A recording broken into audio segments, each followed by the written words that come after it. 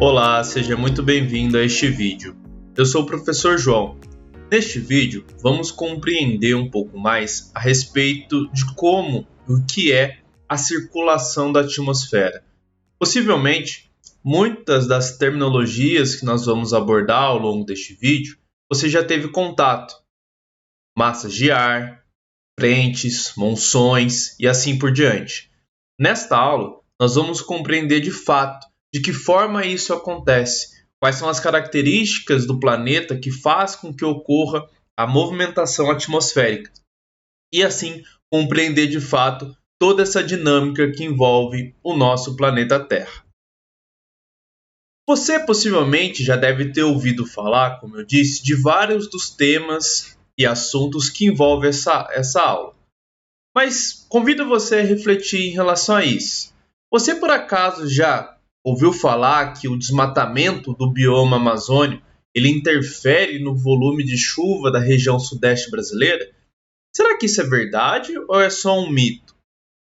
Será que o fato, da floresta amazônica passar por períodos intensos de desmatamentos ou ainda, que não tenha nenhum tipo de desmatamento, será que a alteração das características lá da floresta amazônica vai interferir diretamente nas características das chuvas existentes na região sudeste brasileira, especialmente, estado de São Paulo, sul de Minas Gerais e assim por diante? Será que essas notícias que são vinculadas na mídia são verdades do ponto de vista, científico, ou não existe isso? Você já ouviu falar também que os pescadores eles utilizam jangadas ou embarcações não motorizadas? Essas embarcações utilizadas pelos pescadores, sem motor, eles saem para pescar durante a madrugada. Por que será que eles sempre saem durante a madrugada? Por que será que os pescadores, que utilizam essas embarcações sem motor, eles sempre utilizam o período noturno para sair em direção ao mar? Será que existe alguma explicação do ponto de vista científico?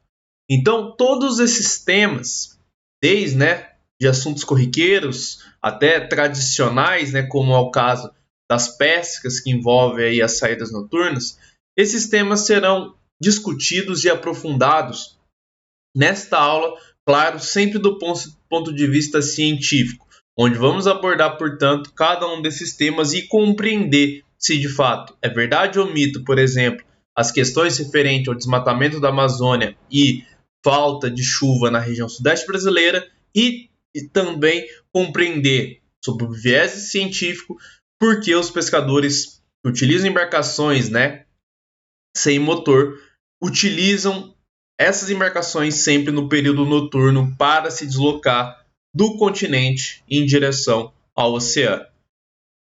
Antes de mais nada, é importante que nós buscamos compreender de que forma os ventos eles se originam.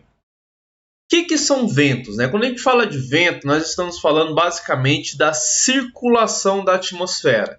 A atmosfera é uma camada gasosa que envolve todo o planeta Terra. O planeta Terra é um sistema dinâmico que compreende algumas camadas, incluindo a biosfera, a hidrosfera e a atmosfera, que é a camada gasosa circundante do nosso planeta.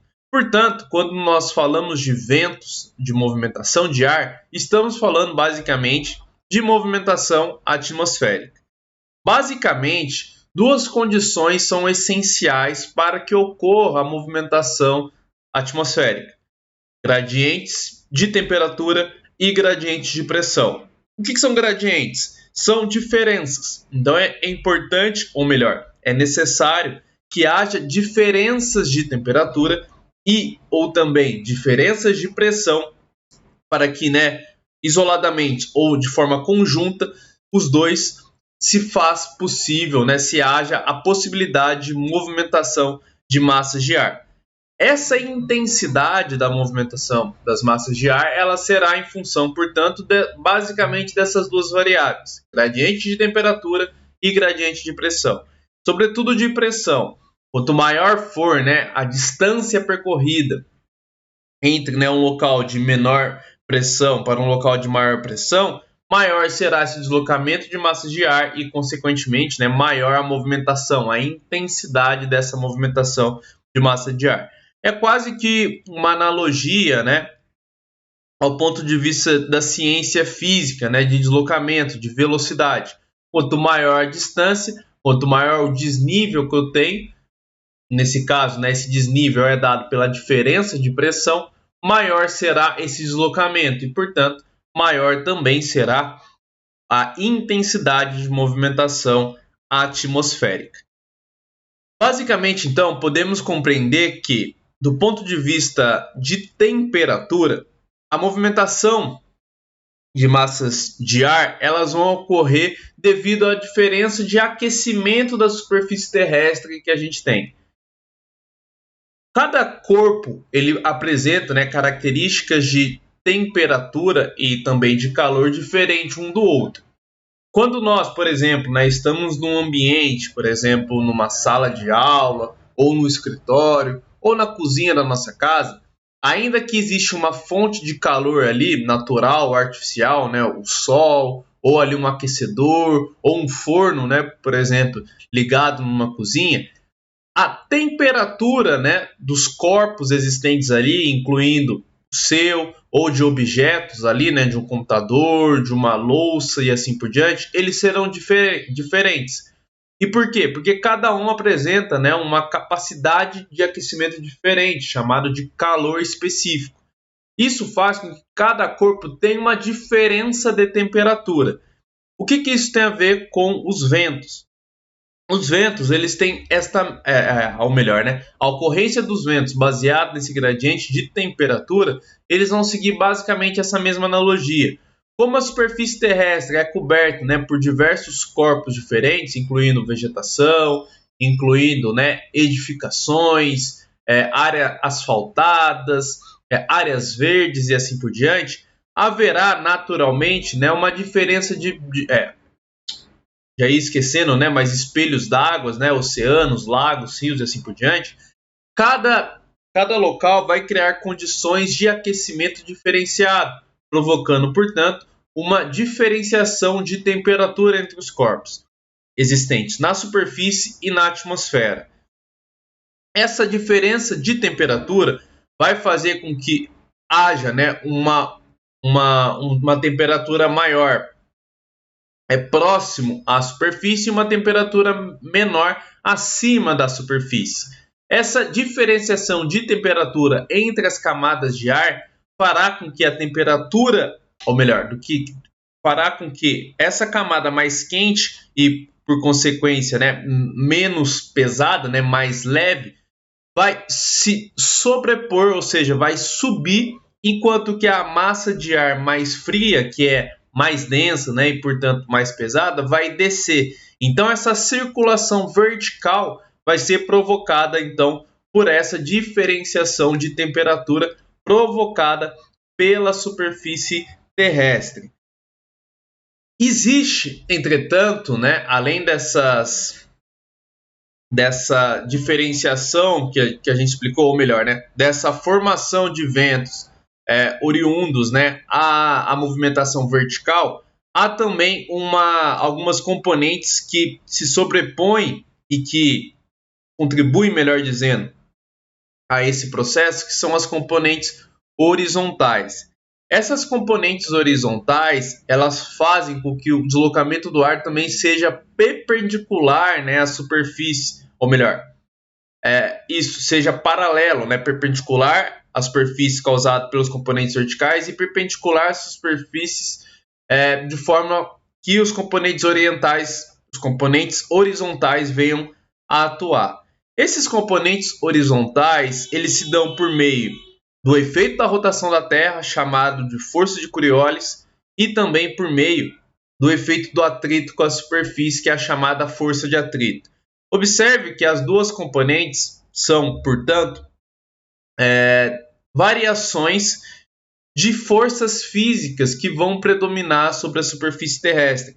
Uma, de acordo, né, e dando sequência ao movimento rotacional do planeta, e outra que está correlacionado à força de atrito, que, conforme nós veremos na sequência, tem correlação ali direta com a forma como essa superfície está ocupada.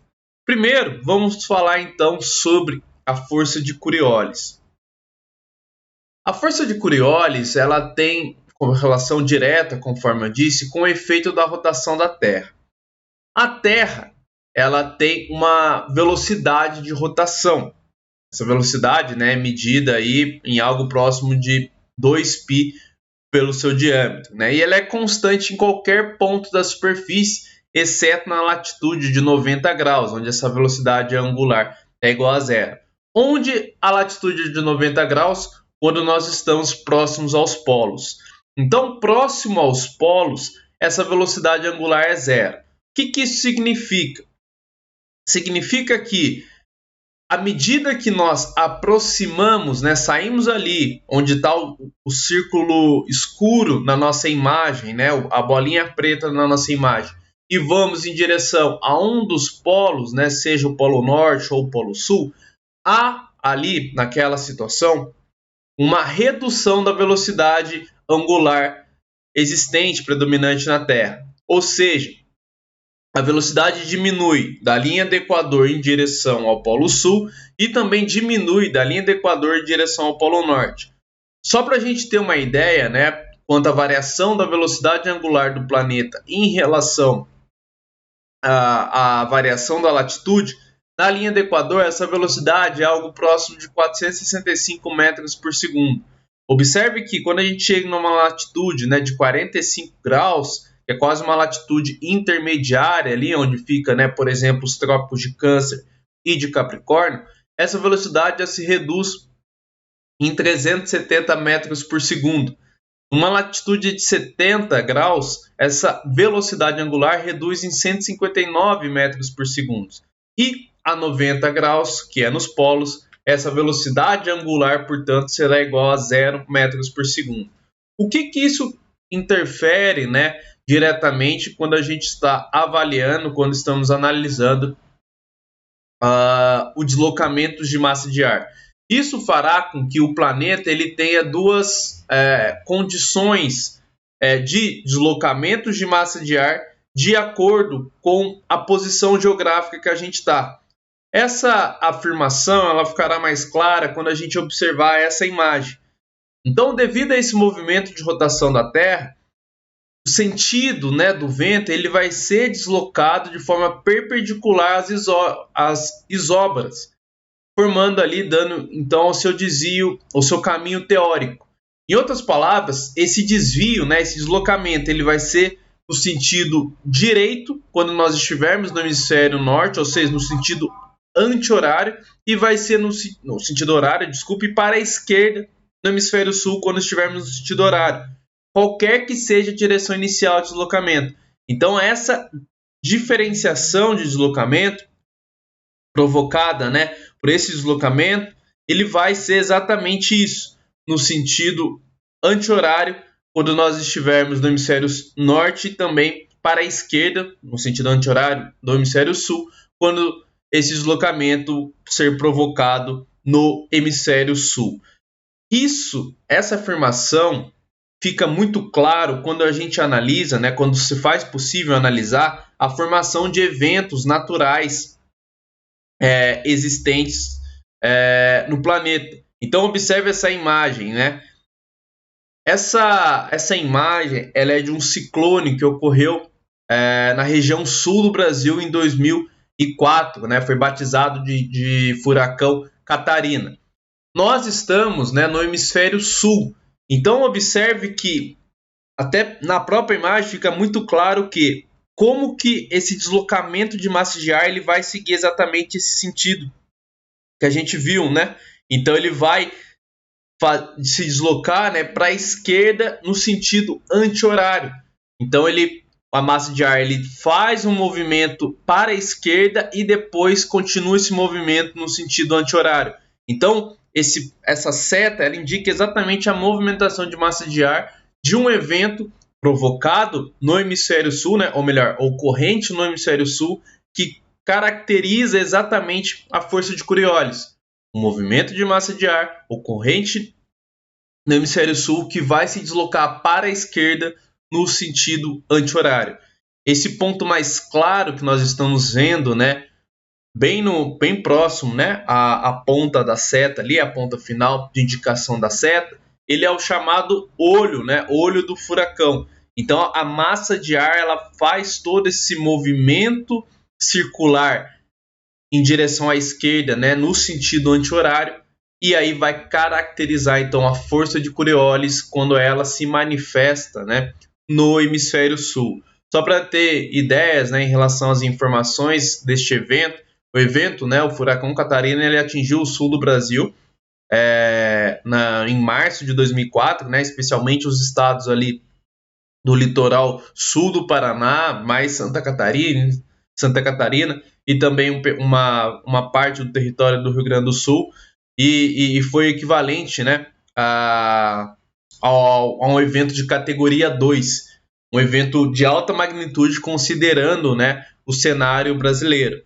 Mas abordando aqui a força de Coriolis, né, quando ele acontece então, ou melhor, quando um evento como esse acontece no hemisfério norte, ele vai se dar então justamente da forma ao contrário. Então observa, né? Essa imagem mostra um outro furacão chamado de Katrina. Importante, não confundir furacão Catarina com furacão Katrina, ok? Furacão Catarina atingiu o Brasil em março, né, de 2004, quando a gente acabou de ver. E esse furacão, o Katrina, ele atingiu os Estados Unidos, né, a costa americana, em agosto de 2005. E aí a gente observa exatamente isso, né? Então, o deslocamento da massa de ar, ele vai fazer também um sentido, né? Agora para a direita, no sentido também anti-horário. Então, ela faz um sentido anti-horário, só que nesse caso para a direita, caracterizando a força de Coriolis para o hemisfério norte. O furacão Katrina, né, ele atingiu, como eu disse, a região sul ali dos Estados Unidos, né, e ele foi uma categoria 3, também, né, causando diversos impactos sociais, inclusive de vidas humanas, no território estadunidense. Então, observe que essa caracterização da força de Coriolis, né, ela é importante justamente para a gente ter uma dimensão de como a força física explicada por ela, né, e que caracteriza o movimento de rotação terrestre, ele vai afetar diretamente a movimentação de massa de ar e, consequentemente, né, o comportamento dessa movimentação pela superfície terrestre. O outro efeito, né, relacionado a esse deslocamento horizontal de massas de ar, ele se dá em relação à caracterização da superfície terrestre. O que isso significa? De acordo com as características, com o tipo de uso e ocupação do solo, o movimento de massas de ar, né, a formação de massas de ar, movimentação dessas massas, melhor dizendo, nas primeiras centenas de metros da atmosfera, ela pode ser levemente, né, atingida por essa ocupação. Imagine, por exemplo, né, cidades, grandes metrópoles, né, São Paulo, Rio de Janeiro, Belo Horizonte, e assim por diante, sobretudo as capitais. Essas capitais, elas tendem a ter, né, regiões adensamente ocupadas, né, com prédios, edificações de elevadas alturas, causando, né, barreiras ali para a circulação natural da atmosfera. Essas barreiras, elas vão, de certa forma, né, direcionar correntes preferenciais de massas de ar. Isso fará com que essas correntes, né, tenham preferência, ou seja, sejam deslocadas para uma determinada área, provocando ali um deslocamento, uma velocidade, devido a esse tipo de ocupação do solo. Mesma coisa quando a gente compara, né, áreas naturais. Imagine uma área como é o bioma amazônio, né, de florestas com tipologia e porte, né, dos indivíduos elevados, ou quando a gente compara com outro bioma, por exemplo, a Caatinga, que tem já uma floresta mais rasteira, né, de arbustos e assim por diante.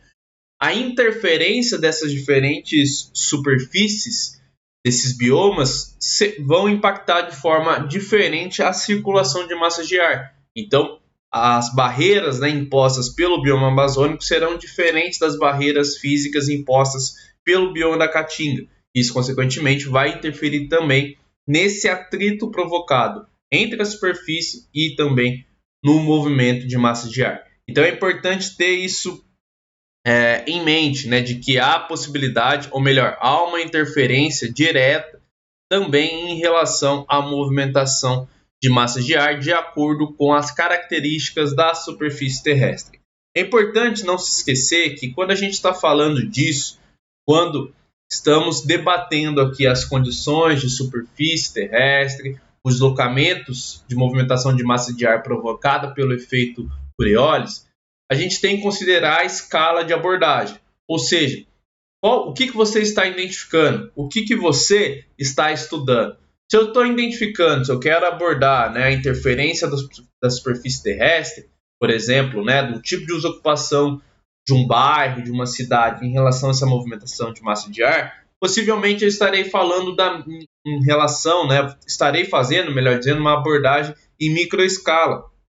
Ou seja, levando em conta ali os fenômenos em escala ali, numa ordem que vai variar de no máximo 1 metro a 1 quilômetro, né?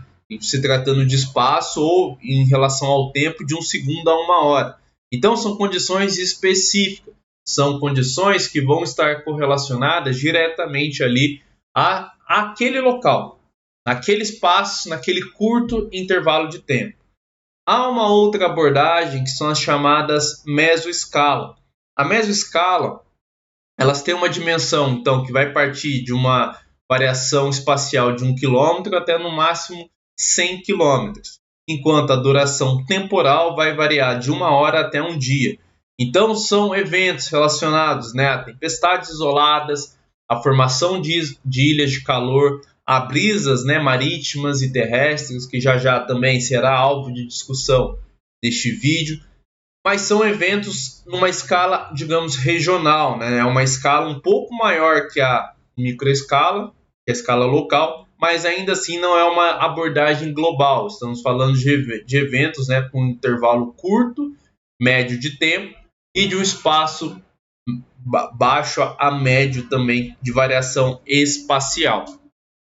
E relacionados, né, a ciclones, a tempestades severas, como a gente acabou de ver, né, o caso dos ciclones Katrina e Catarina, essas abordagens elas são caracterizadas em um nível maior, um nível macro. Então, a macroescala são aquelas condições, né, que abrangem centenas de quilômetros, né, e que podem ali gerar consequências por vários dias, meses e assim por diante. Então, frentes frias, frentes quentes, furacões, os ciclones e assim por diante, né? Então, eles vão interferir diretamente nessas condições, melhor dizendo, vão interferir diretamente numa escala global, numa escala maior. E aí isso vai favorecer, né, vai interferir uma abordagem diferente do que as demais que a gente acabou de ver.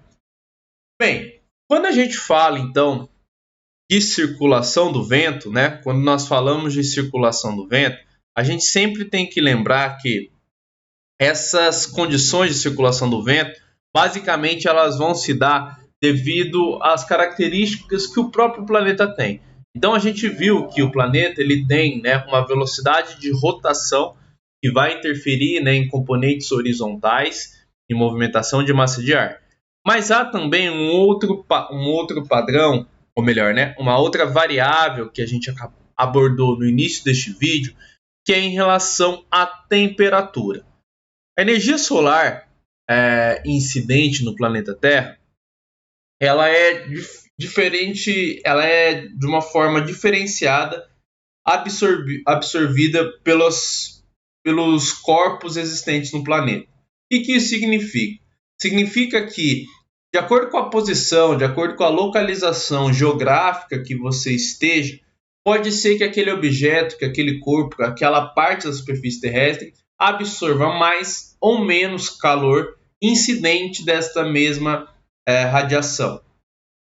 Só para você ter ideia, a região equatorial, ou seja, próximos à linha do Equador, aquela linha imaginária que divide, né, o planeta Terra em hemisfério norte e hemisfério sul, aquela região ali, ela absorve mais calor do que as regiões que estão distantes dele, sobretudo as regiões polares.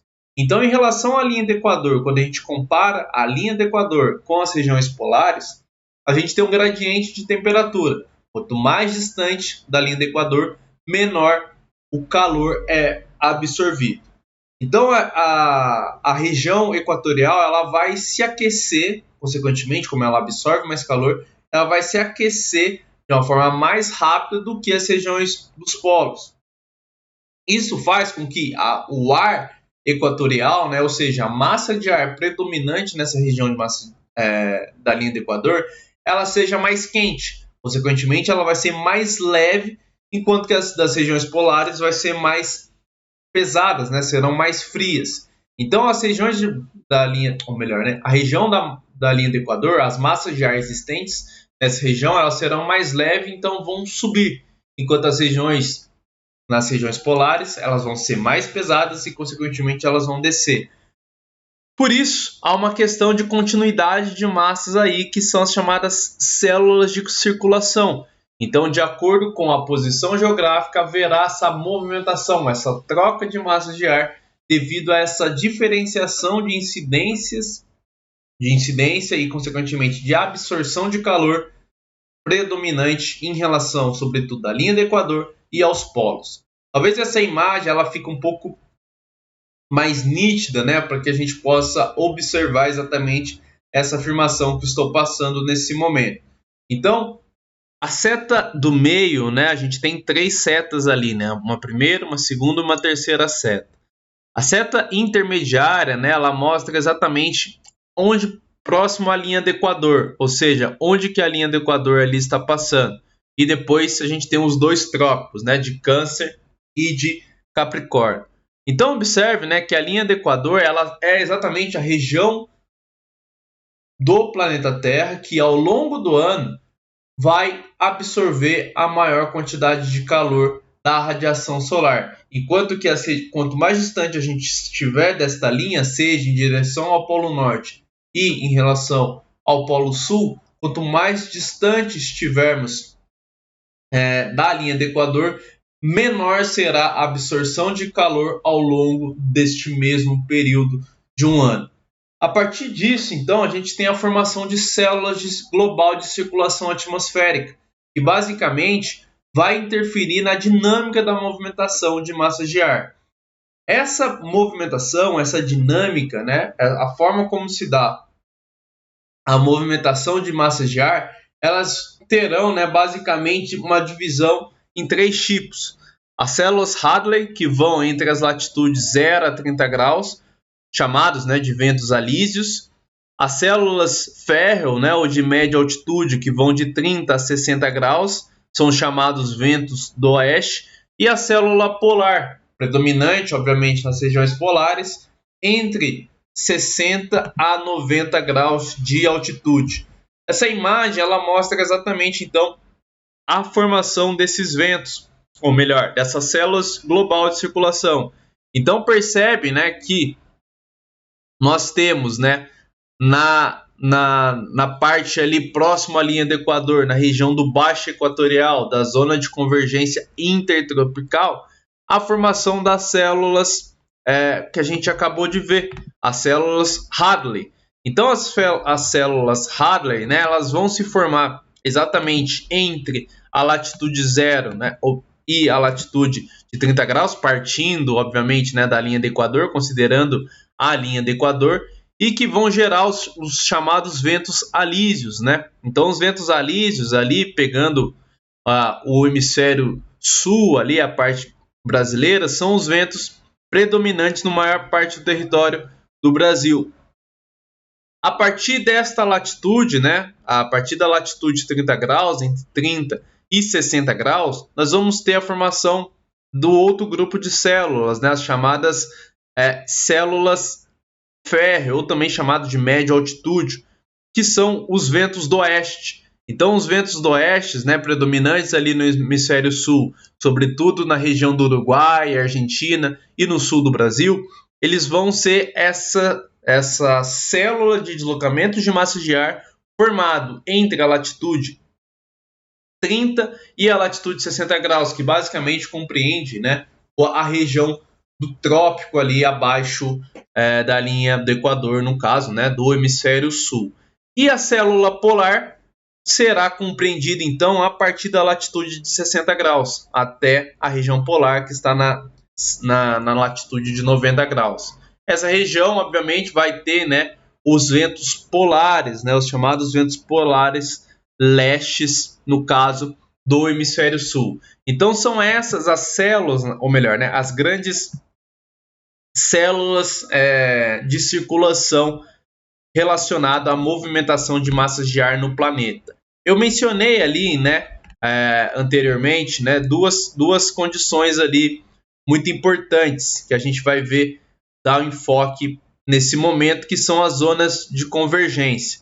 Existe no Brasil, né, a chamada zona de convergência intertropical. A zona de convergência intertropical, ela vai ser, né, ou melhor, né, ela é definida como sendo, né, a zona responsável por transferir calor e umidade dos oceanos aos níveis inferiores da atmosfera, né, ou seja, de fazer com que se haja a troca de calor e umidade entre as médias e as altas latitudes. Então elas vão fazer essa troca de calor, a manutenção do balanço térmico global. Essa zona de convergência intertropical vai ser responsável por esse fenômeno. E há um outro fenômeno, que inclusive, né, foi pauta de questionamento no início desse vídeo, que é as zonas de convergência do Atlântico Sul. A zona de convergência do Atlântico Sul, ela é, né, definida como uma parcela de nebulosidade oriunda, né, então, dessa troca de umidade ali da zona de convergência intertropical, que vai ter uma orientação no sentido noroeste a sudeste, fazendo com que toda, né, a umidade, ou melhor, boa parcela da umidade do ar oriundo desta região seja deslocada nesse sentido noroeste-sudeste até chegar no litoral sudeste brasileiro. Então, aquela pergunta, né, dita anteriormente, se o desmatamento da Amazônia ele pode cientificamente interferir no volume de chuva precipitado na região sudeste, de fato é possível que isso aconteça. Por quê? Quanto menor os indivíduos arbóreos, ou seja, quanto menor a área verde existente na região amazônica, consequentemente, o balanço de umidade, né, a umidade gerada será menor. Essa umidade, então, não sendo menor, ela não chegará com força à região sudeste brasileira, não havendo, portanto, né, ou melhor, interferindo, consequentemente, no volume de chuva precipitado dessa região. Então, a zona de convergência do Atlântico Sul, né, é o principal sistema, pensando em grande escala, né, lembrando das escalas lá de análise, pensando em grande escala, a zona de convergência do Atlântico Sul é a principal escala, ou melhor, o principal sistema utilizado, né, ou melhor, responsável pelo regime de chuvas na região sudeste e também sul do Brasil. Então, boa parte da umidade gerada nessas regiões se deslocam via zona de convergência do Atlântico Sul da região do estado do Amazonas para a região sudeste brasileira, sendo este um mecanismo, né, o principal mecanismo responsável pelas precipitações na primavera e no verão brasileiro. É importante, né, antes da gente avançar nos demais tópicos aqui, que a gente faça, né, uma breve recordação de alguns pontos importantes. O primeiro deles é de que, conforme eu já havia mencionado no início desse vídeo, ao longo do dia, né, o calor, ou melhor, a radiação solar incidida no planeta, pelo Sol no planeta, ela é recebida de forma diferente pelos corpos existentes na superfície terrestre. Ou seja, lembra do exemplo que eu dei no início desse vídeo? Imagine que você está, por exemplo, numa cozinha, e essa cozinha está com algum forno, né, enfim, elétrico ligado, fazendo ali qualquer tipo de alimento, no preparo de um alimento.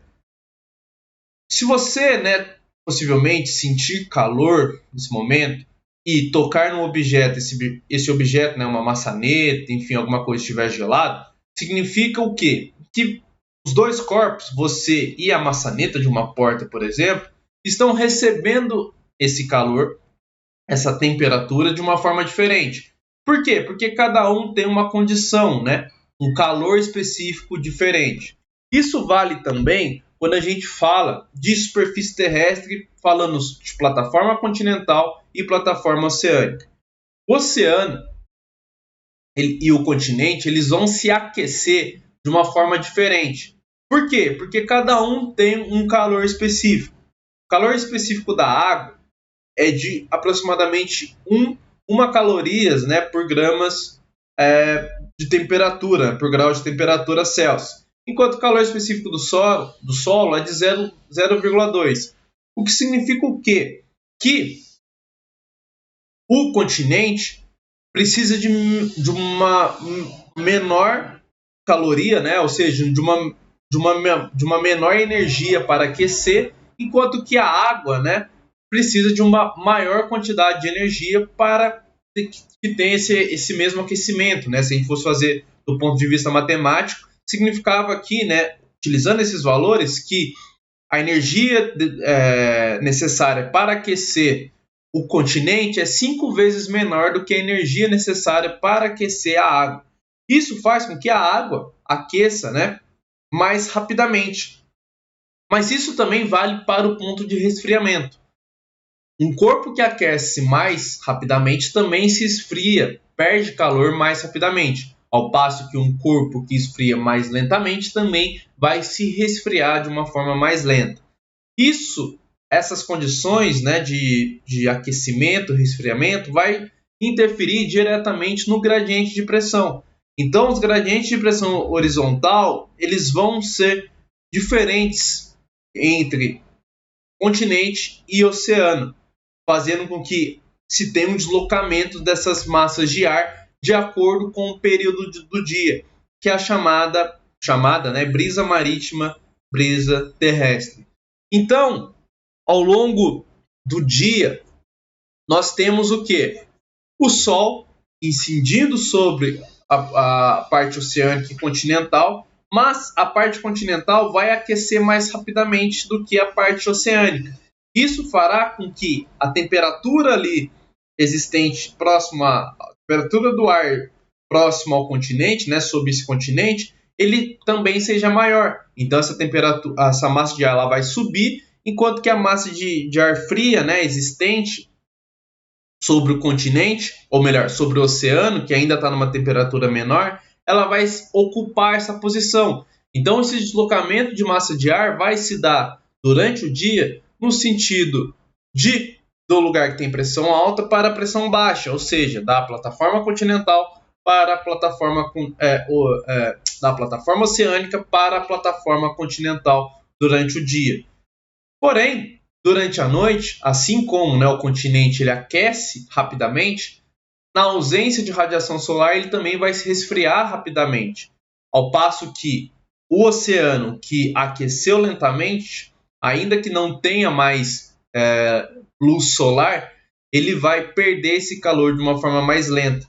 Então, o gradiente de pressão vai se alterar, deslocando a massa de ar do sentido continental para o sentido oceânico, que é a chamada brisa terrestre.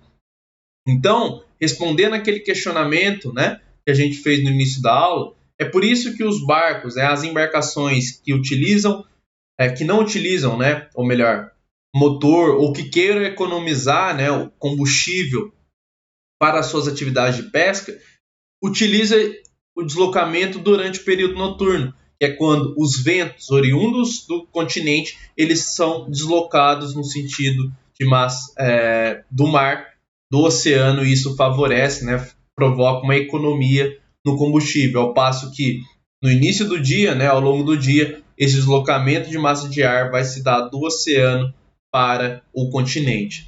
Essa mesma condição ela é vista quando a gente fala de vales e montanhas. Então, assim como há uma diferença de aquecimento entre a plataforma marítima e terrestre, há também um gradiente de pressão provocado entre regiões de vales e de montanhas. Então, as chamadas brisas de vale, né, vai ser muito semelhante à brisa marítima. ou seja, né, vai ter ali um aquecimento diferenciado da região do vale e da região montanhosa, causando, né, o chamado upslope, e enquanto que na brisa terrestre, né, ou seja, na ausência da luz solar, a montanha também vai perder um calor de uma forma mais lenta do que a região do vale, e aí vai provocar o chamado downslope, que é análogo à formação, ao deslocamento da brisa terrestre. E por fim, há também as chamadas monções, que acontece devido também à diferenciação de temperatura. Ao longo do verão, né, o aquecimento do continente vai produzir regiões de diferentes pressões. E essa condição vai fazer com que haja, né, circulação de massas de ar diferentes do oceano para o continente. Isso vai se inverter durante o período de inverno, uma vez que o oceano ele vai se manter mais aquecido que o continente, e aí isso vai fazer com que se tenha as chamadas monções do inverno. Resumidamente, em todo o mundo, o balanço energético ele vai ser quase equilibrado quando ele é calculado ao longo da média de um ano. Mas há diferença entre as radiações de calor da linha do Equador em relação aos polos. Então, de acordo com a faixa de latitude, vai existir diferenciação. Mais radiação solar absorvida na linha do Equador, menos radiação solar absorvida na região dos polos. Isso fará com que haja gradientes de pressão, de temperatura e aí a movimentação de massas de ar, que vai se dar tanto por meio de componentes verticais quanto por meio de componentes horizontais. Essa foi a nossa aula. Bons estudos!